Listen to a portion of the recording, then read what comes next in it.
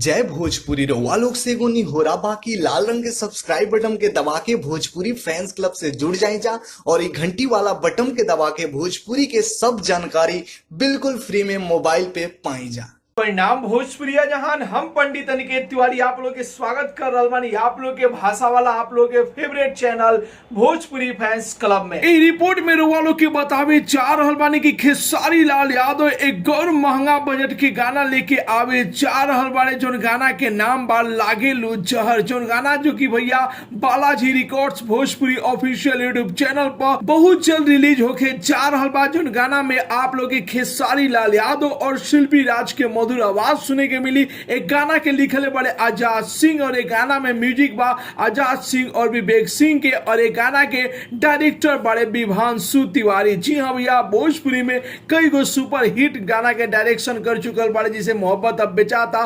परदेसिया जैसे गाना के डायरेक्शन कर चुकल बड़े विभांशु तिवारी हुए, जो कि गाना के डायरेक्टर बड़े। यानी कि खेसारी लाल यादव एक बार एक और बड़ा धमाका लेके आप लोग के बीच में बहुत जल्द आवे जा रहल बड़े। जी हाँ भैया, रिपोर्ट मिल रहल टीम के तरफ से कि बहुत जल्द आप लोग के बीच में आई और एक बड़ा बजट के गाना बनावल चाह रहल बा और कुछ नया आप लोग के एक गाना में देखे के मिली। जी हाँ, ऐसा खबर मिल रहा बा कि कुछ नया देखे के मिली, जो कि आज तक अभी तक आप लोग कोनो भोजपुरी एल्बम गाना में नहीं खींचा देख रहे। तो इंतजार करी जा, जबरदस्त पोस्टर लागतो बा, पोस्टर देखला से ही लाग रहल बा कि गाना बवाल मचावे वाला बा। तो इंतजार करी जा, बहुत जल्द खेसारी लाल यादव के नया धमाका आप लोग के बीच में होके जा रहल बा। जो गाना के नाम बा लागे लो जहर। तो भैया गाना के पोस्टर आप लोग के कैसा लागल और के गाना के इंतजार कर रहा बा, अपन राय जरूर ही कमेंट बॉक्स में बताई जा और साथ ही साथ ये वीडियो के ज्यादा से ज्यादा लाइक करी जा, ज्यादा से ज्यादा शेयर करी जा और भोजपुरी जगत के हर छोट बड़ न्यूज जाने खातिर अपन भाषा वाला चैनल